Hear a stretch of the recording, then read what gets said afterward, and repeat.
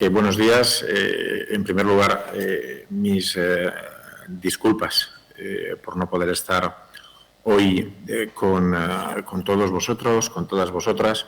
Andaba trasteando en el ordenador tratando de recordar cuándo fue exactamente el primer encuentro nacional separado por N olas de COVID. Tal vez hoy estaríamos celebrando el cuarto encuentro nacional, pero afortunadamente nos hemos repuesto y todos estamos aquí.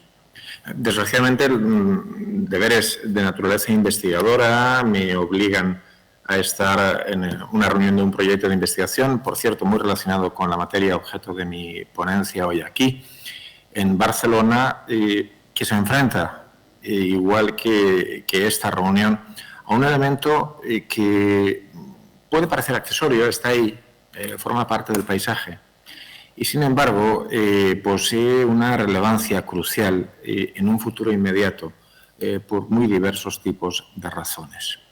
Y además posee una relevancia significativa cuando nos enfrentamos a la gestión de grandes ciudades o de conurbaciones, donde la vigilancia en todas sus dimensiones se va a proyectar de manera significativa no solo sobre funciones propias de la seguridad ciudadana, sino también sobre funciones propias de la policía administrativa, y algunas de las cuales se encuentran directamente vinculadas con proyectos de Smart City y con proyectos de desarrollo, de implementación de la Agenda 2030 y de la consecución de los objetivos que nuestros respectivos gobiernos están fijando y definiendo a la hora de gestionar las ciudades, reducir el impacto ambiental e incluso pasar a tener una visión holística del concepto de seguridad ciudadana y de seguridad en la ciudad que va mucho más allá de la mera concepción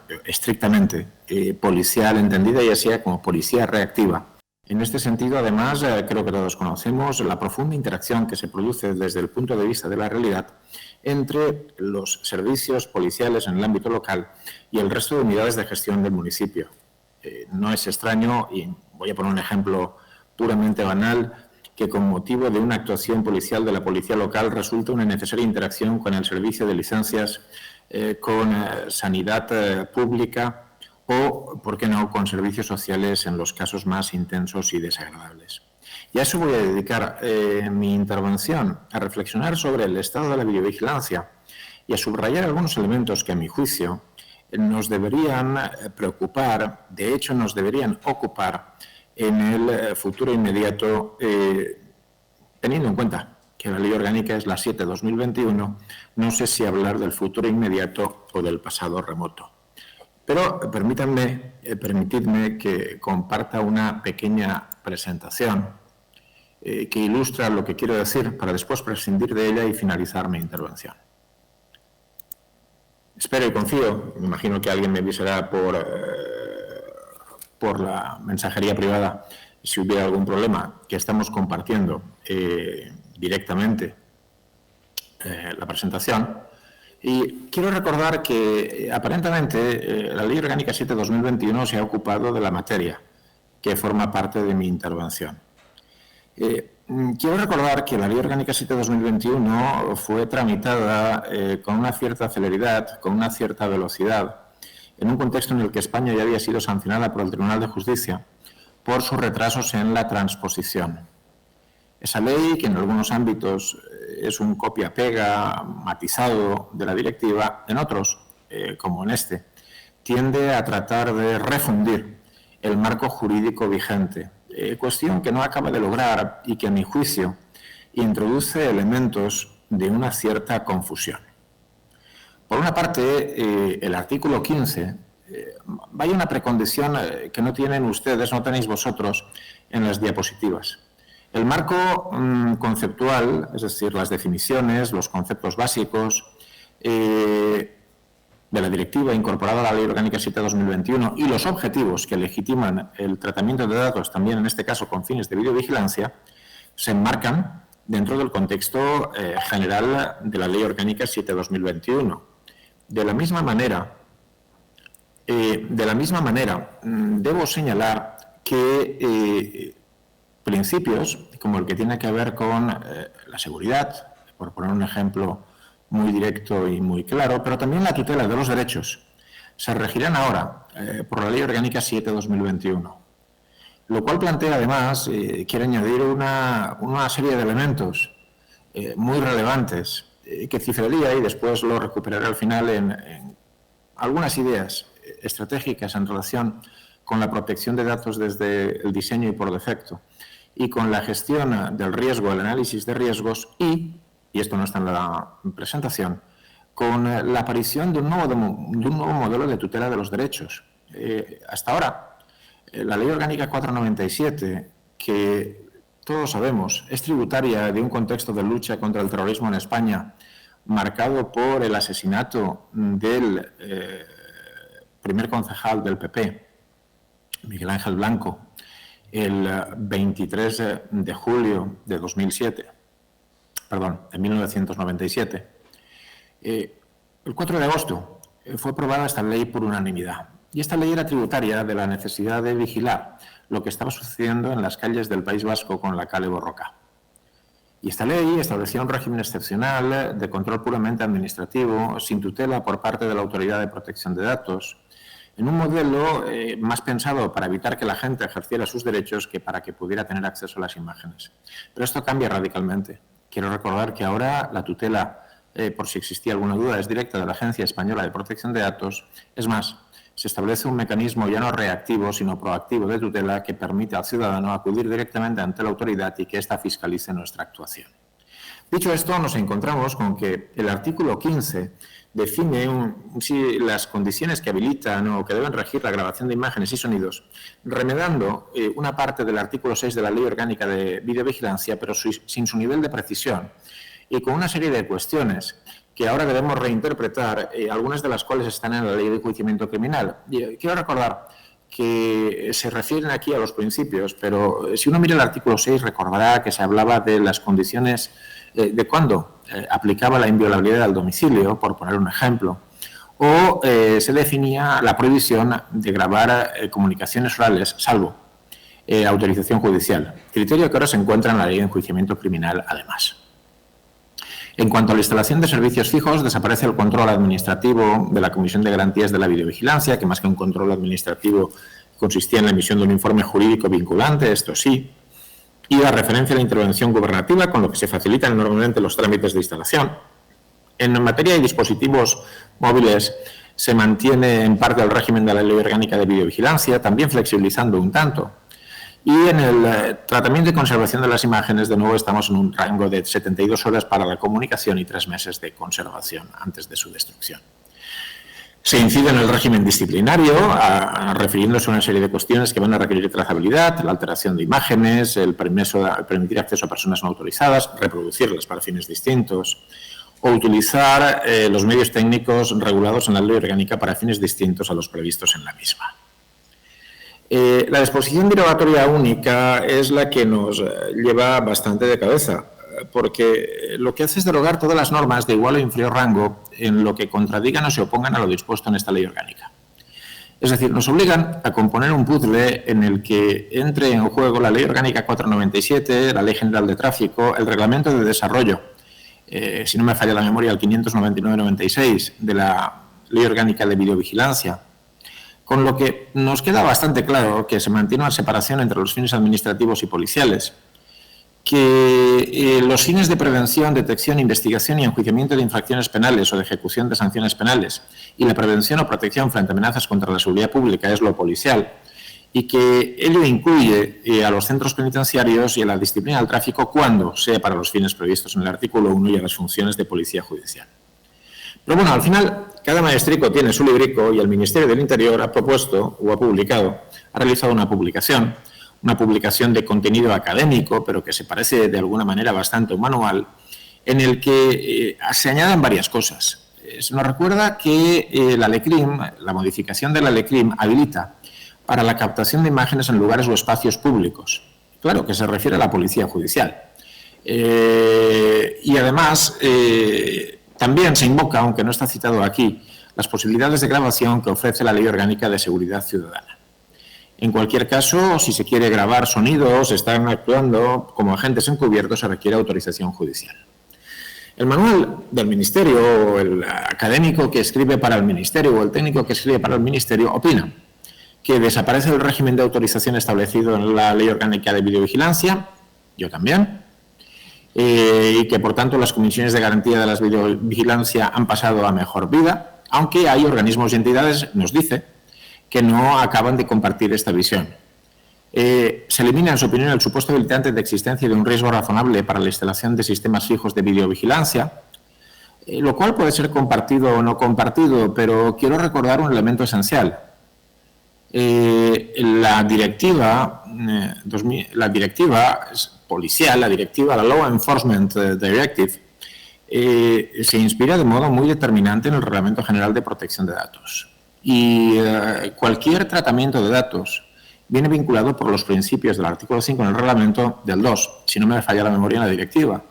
Y en el 2 hay exenciones para algunos principios, pero no para los principios nucleares. Así que la justificación de un tratamiento de datos sigue estando sometida al juicio de proporcionalidad. Así que le podrán ustedes llamar existencia de un riesgo razonable o, como decían los payasos, el mar idiota, el mar. Pero lo que parece bastante evidente es que uno no instala sistemas de videovigilancia porque se le pasa por la cabeza.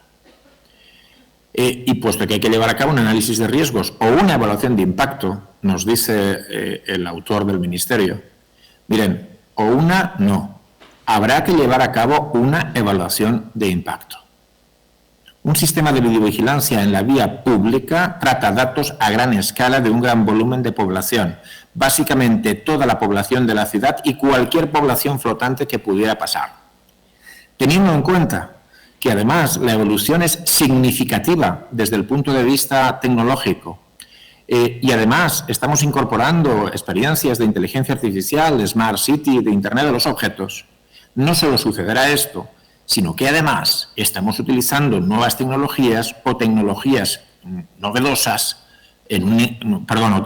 o tecnologías novedosas o nuevas tecnologías o tecnologías en un contexto novedoso. Esta es la realidad. No creo que se nos escape una evaluación de impacto. Si además vamos a una zona, a un barrio con personas vulnerables, ¿qué quieren que les diga? Por otra parte, existe delegación gubernativa en casos de urgencia, nos dicen, debe existir un peligro al que señala la concurrencia de un evento concreto. Esto parece razonable, se reducen los plazos, se limita a los supuestos de urgencia máxima, todo esto es positivo. Y en cualquier caso se requiere diligencia debida en el despliegue de los tratamientos. Esto se incluye además en el documento distintos informes de la Agencia Española de Protección de Datos, en el que destaca uno relativo a la utilización de wearables, de videocámaras directamente utilizadas por los agentes. Aquí lo que se plantea a la agencia en realidad no es el cuestionamiento de estas herramientas, como tampoco lo hace con la captación de, por ejemplo, un DNI mediante un teléfono móvil. Lo que señala es que ustedes están vinculados por el artículo 32, se dice en este informe, ahora por el artículo correspondiente, que creo recordar es el 19, en la directiva y el correspondiente en la ley. Ustedes tienen que tener en cuenta que para implementar este tipo de mecanismos, de procedimientos, vienen obligados, sin ningún género de dudas, a desplegar una tarea ineludible. Esa tarea ineludible consiste en realizar un análisis de riesgos, hemos dicho antes, y eventualmente una evaluación de impacto. Y ya les adelanto yo algo que me parece bastante obvio. Utilizar una bodycam o utilizar un teléfono móvil significa utilizar una herramienta que ha sido licitada, comprada, adquirida y validada por la Administración. Supone que ese teléfono móvil o esa webcam, esa bodycam, cuando arranca con una sesión logada que genera trazabilidad y con una identificación unívoca de su titular. y genera no solo un espacio de actuación, sino también un espacio de responsabilidad. Es decir, una bodycam o un teléfono móvil son un medio, son un instrumento al servicio de la acción de las fuerzas y cuerpos de seguridad. Y, en consecuencia, como medio e instrumento, deben reunir los requisitos que se imponen a cualquier medio o instrumento. No hay espacio para el ejercicio de las funciones públicas, no existe espacio en el ejercicio de las funciones públicas para el bring your own device. No se puede mezclar lo público con lo privado. A mi juicio, constituye una infracción muy grave, no en cuanto a su calificación jurídica, sino ética y moral, ya veríamos lo que dice la norma, el uso de un medio propio no autorizado para este tipo de actividades. Y ello nos conduce a algunas conclusiones. En primer lugar, tenemos un problema grave de calidad legislativa. Y aquí hay una carencia significativa, histórica, dolorosa, de los delegados de protección de datos, de las delegadas de protección de datos. Verán, nosotros desempeñamos nuestra tarea como funcionarios en el sector público, como oficiales en el sector privado, al servicio de la garantía del derecho a la protección de datos, con funciones que no son directivas. Son de evaluación, supervisión, control, apoyo, soporte, formación, educación.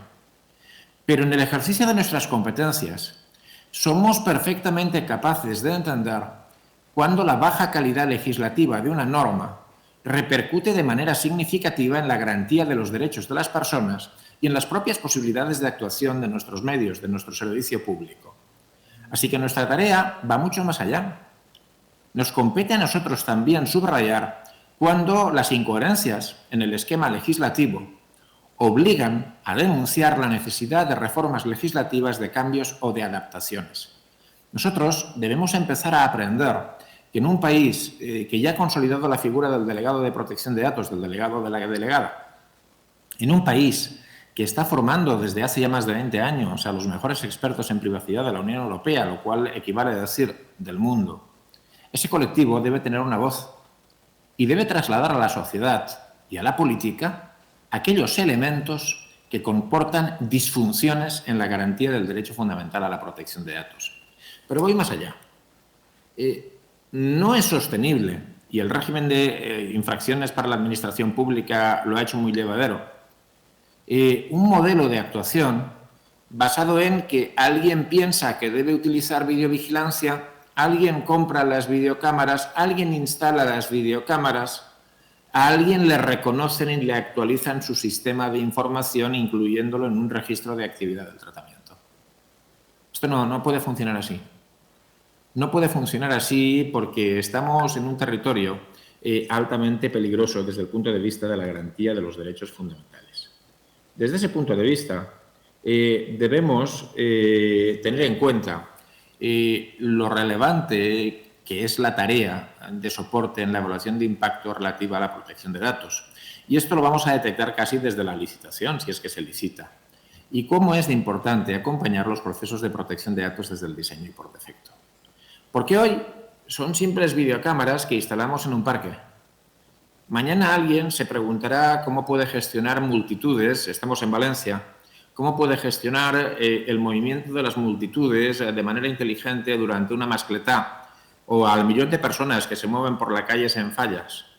Pasado mañana hablaremos de la interconexión de videocámaras públicas y privadas o de la interconexión de las videocámaras de la policía local con las de los bomberos.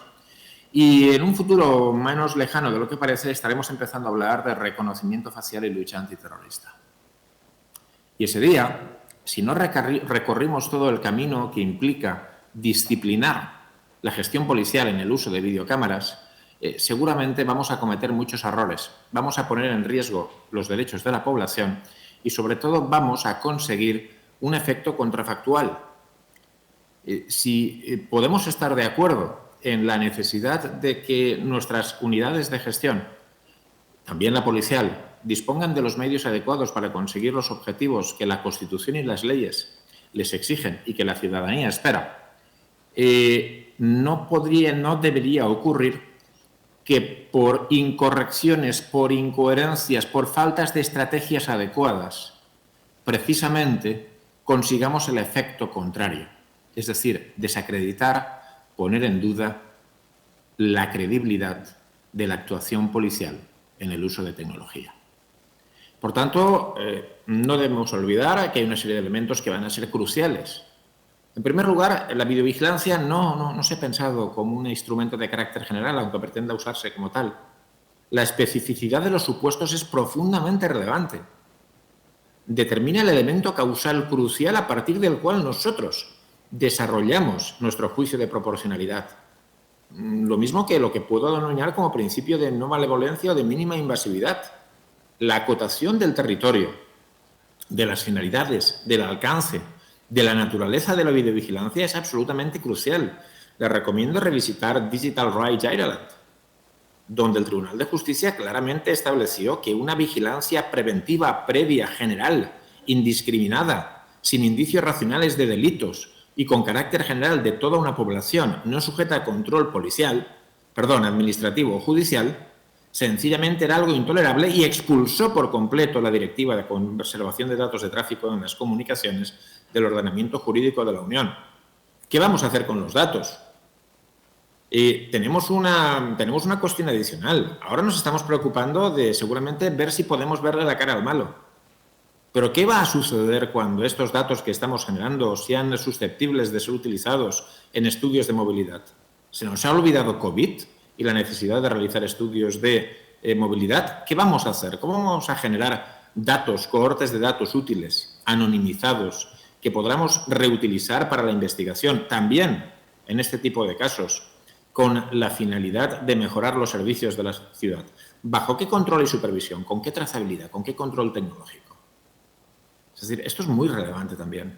A mi juicio, es uno de los elementos cruciales para garantizar la confiabilidad de los sistemas de gestión de la información policial, la trazabilidad, la plena seguridad de que si tú accedes a una videocámara, si tú manejas la videocámara y si esa videocámara apunta a algún lugar al que no debería apuntar, si tu ordenanza local permite utilizar drones y a ti se te ocurre, porque no te leíste la sentencia 2284, es decir, una sentencia antigua que no tienes por qué recordar, se te ocurre tener la menor tentación de violar la inviolabilidad de un domicilio, de una piscina privada o de una terraza, debe quedar traza. Esto es esencial, como lo será también la transparencia y el control social para obtener garantías respecto del uso de este tipo de tecnologías.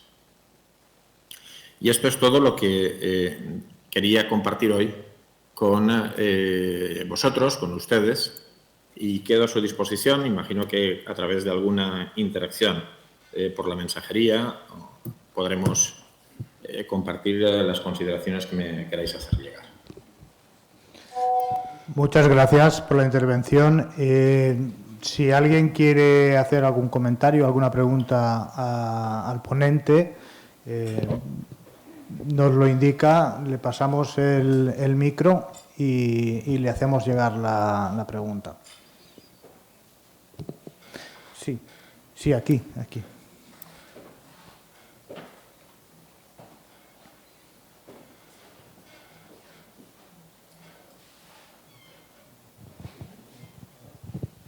Si es que tenemos que interactuar por otra aplicación porque tenemos problemas del audio. ¿Vale? Pues muchas gracias. Ricard, bienvenido. Soy Ana Marzo. Y la pregunta que te quería hacer, en el contexto en el que nos has expuesto tu brillante intervención, como siempre, es ¿qué le recomendarías a un ayuntamiento de un tamaño mediano, con los recursos que tiene, para poder gestionar correctamente todo lo que nos has indicado en materia de videovigilancia, garantía de los derechos de las personas y protección de datos de carácter personal? Muchas gracias. Bien, la verdad es que yo me plantearía dos estrategias, para ser honesto. La primera es de carácter político o de gobernabilidad. Para que nosotros podamos hacer nuestro trabajo bien, debemos conocer en primer lugar y de modo muy preciso cuáles son las necesidades concretas de esas fuerzas y cuerpos de seguridad en ese ayuntamiento. No tiene mucho sentido embarcarse en aventuras de todo tipo sencillamente porque ahora se lleva. Yo creo que esto hay que ir con extraordinario cuidado. Primero tenemos que saber cuáles son las necesidades específicas. Después, afortunado o desgraciadamente, el ayuntamiento, sea del tamaño que sea, no puede escapar de las tareas propias de un delegado de protección de datos y de un experto en seguridad. Esto es, de análisis de riesgos, evaluación de impacto. Y en este caso, teniendo en cuenta que partimos de situaciones consolidadas, tal vez de comenzar practicando una auditoría. Por otra parte, he señalado un elemento que es una obligación de medios, en el que creo que las diputaciones y en aquellos territorios donde existe legislación que permite la agrupación o la colaboración intermunicipal en la gestión del asunto policial, tal vez me plantearía muy seriamente agrupar el poder de compra, las capacidades para diseñar entornos tecnológicos homogéneos para todas las fuerzas y cuerpos de seguridad locales en el ámbito de un determinado territorio. De modo que, desde una perspectiva de sentido común, uno piensa que se puedan abaratar los costes, pero sobre todo se pueda conseguir un objetivo que ahora es imposible de conseguir, que es estar dotados de un esquema de homologación muy preciso e incluso de entender que esta migración que se está produciendo en el mundo privado al cloud también va a producirse en el mundo público. Y aquí no estoy diciendo que contraten a ninguna compañía, estoy diciendo que los entornos de soporte de la información policial local seguramente mejorarían significativamente si hubieran infraestructuras de ámbito de diputación, autonómico e incluso estatal, ordenadas a prestar un servicio y, por tanto, ahorrar una enorme cantidad de costes en tareas relacionadas con las evaluaciones de impacto y, sobre todo, con la implementación y aplicación de las medidas de seguridad. No podemos hacer la guerra cada uno por nuestra cuenta. Esta no es una opinión del delegado de protección de datos, no es una opinión de jurista, es una opinión ciudadana o política, si quiere decirse así.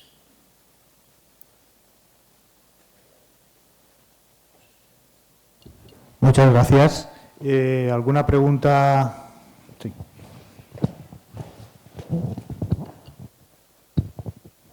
Buenos días, señor Ricard. Muchísimas gracias por la exposición. Mi nombre es Juan Miguel y le quisiera hacer la siguiente pregunta. ¿Cómo vería usted el planteamiento por parte de una policía local de más de 300 efectivos donde se propone llevar cámaras como medida de seguridad en el propio uniforme del policía? Juan Miguel, la pregunta es muy interesante y, de algún modo, el propio documento, la propia publicación del Ministerio, aquí bastante acotada, bastante ajustada, nos ofrece una respuesta clara. Volvemos al mismo esquema. Y debo añadir que, por cierto, soy favorable a este tipo de herramientas por una razón diversa que diré al final. Aquí, al final, lo que nos están diciendo es que, a día de hoy, para la activación, es decir, primero tienes que disponer del medio, pero el medio no debería estar encendido. Nos dicen que para la activación de una videocámara móvil se requería una circunstancia concreta, es decir, un evento concreto en el que se aprecie la condición de urgencia.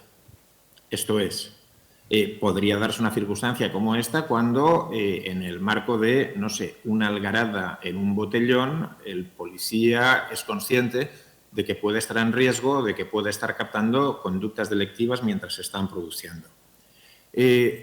Por tanto, esto plantea un esfuerzo significativo de interpretación y también no es viable si no hay un proceso de formación claro a cada uno de los agentes para que entiendan bajo qué contexto pueden utilizar las videocámaras. Y volvemos al problema de la mala calidad legislativa. Porque, por extraño que les parezca, yo soy favorable a algo que es radicalmente distinto. Yo soy absolutamente favorable a la que la ley previese la activación obligatoria de las videocámaras policiales cuando se realiza cualquier intervención policial. Y además, cuando esa intervención policial supone una interacción directa con el ciudadano, donde hay preguntas y respuestas, donde hay requerimientos de información, grabando la voz. Y fíjense que no lo haría solo para proteger a la unidad, no lo haría solo para proteger a la gente, lo haría para proteger los derechos del ciudadano. Porque cualquier actuación grabada bajo esas condiciones debería ser fiscalizable. Y quiero subrayar un elemento. Si utilizamos esta medida, a mi juicio, la información debe guardarse, debe registrarse. No tengo claro si durante el periodo de 3 meses, pero desde luego, si genera algún tipo de acción policial de continuación, algún tipo de atestado, algún tipo de proceso, evidentemente la garantía de los derechos de la ciudadanía me preocupa tanto como la autoprotección de la gente. No olvidemos que las fuerzas y cuerpos de seguridad, lo dice la Ley Orgánica 286 y lo dice la Constitución, tienen como misión primaria la garantía de los derechos fundamentales de la ciudadanía.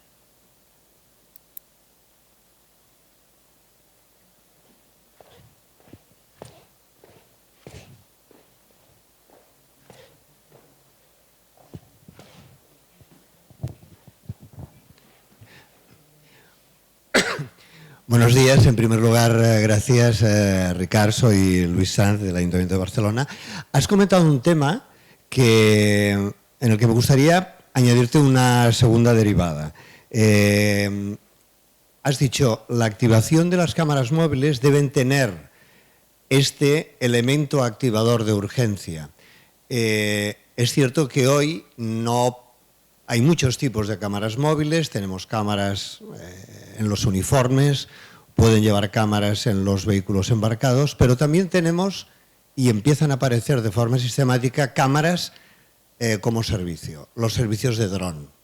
Hoy hay muchos ayuntamientos y muchas policías que utilizan servicios de vigilancia por drones, que no tienen sistemáticamente, no solo ayuntamientos pequeños, algunos grandes también los llegamos a contratar, y hay empresas que ofrecen estos servicios.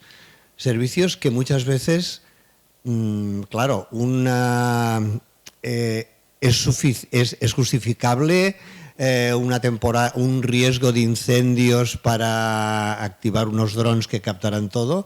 Es justificación el que la vigilancia de las playas y las embarcaciones y la interacción en las líneas, digamos, de amarre de barcos, etcétera, invadan zonas de bañistas, puedan generar riesgos de prevención civil. Normalmente no están tanto en el ámbito de la seguridad, sino en el ámbito de la prevención civil. ¿Cómo crees que se podría cumplir, aprovechando un recurso que es evidente en las policías locales de ayuntamientos con múltiples urbanizaciones residenciales, y seguro que aquí en Valencia y en toda la costa hay muchas, no están al alcance de los 2, 3 o 4 o 10 dispositivos de vehículos que pueda tener la policía local, y esto es una ayuda para el cumplimiento de su misión. Pero estaríamos hablando de cámaras móviles, estaríamos hablando de, en la práctica, la imposibilidad de dar el principio de información. ¿Cómo informas que te está sobrevolando un dron? En los vehículos puedes llevar una alerta, vehículo que graba imágenes, etcétera. No sé, esta es la duda que yo creo que empieza a saltar en muchos municipios ahora. Pues vayamos por partes. Por cierto, Luis, estoy en tu casa. Y desde tu casa, entre comillas, intervengo. Proyecto de investigaciones aquí en Barcelona. Empiezo por lo más fácil, entre comillas, aunque que se trató de resolver ya hace muchos años con la guía de videovigilancia de la agencia. Si tú grabas o tienes drones en un término municipal, pues en cada acceso al término municipal debería haber una señal. Aparte de que podamos encontrar otra cuestión como balizas Bluetooth que hagan saltar avisos, la aplicación móvil del ayuntamiento, carteles recurrentes, códigos QR. Esto siempre es complicado, pero puede resolverse de algún modo. Lo que es más complicado es el establecimiento de las condiciones bajo las cuales opera el dron. En mi comunidad autónoma se está poniendo muy de moda para vigilar términos municipales y entiendo el aspecto relacionado con las playas.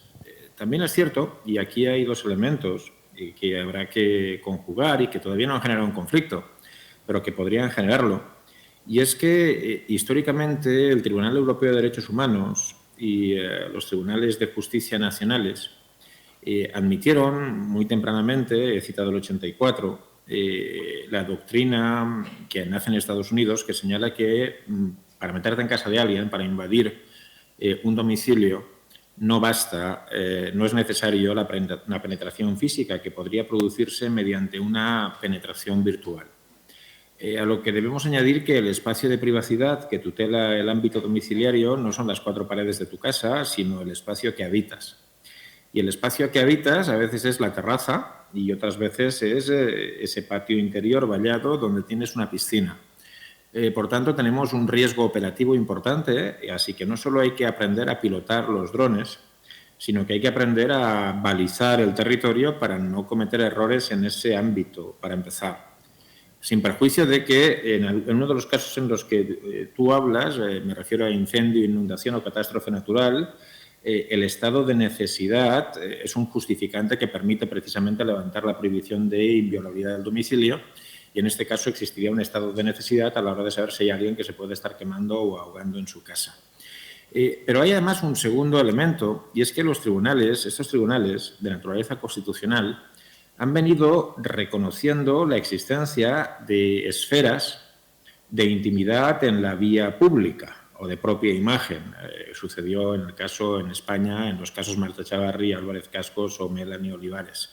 Con lo que a mí se me plantea un interrogante de segundo nivel, y es ¿bajo qué condiciones esos drones captan imágenes o bajo qué condiciones deberían captar imágenes?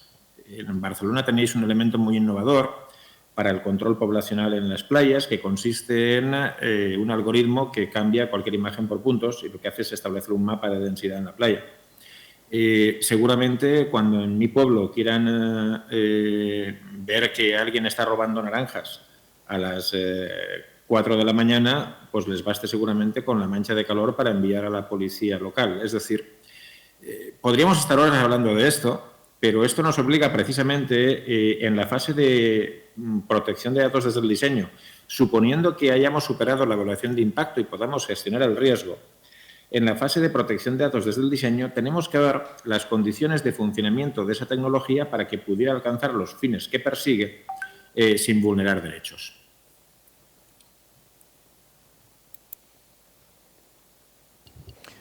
Muy bien, muchas gracias por la intervención. Vamos ya con el tiempo justo. Si les parece bien, pasamos a la siguiente ponencia. ¿Sí? Bueno, pues saludos, Ricard. Siempre es un placer tenerte con nosotros y nada, que sea el día fructífero también para ti en los proyectos que estás trabajando. Un saludo y un abrazo. Un saludo, muchas gracias y disculpad que no haya estado ahí.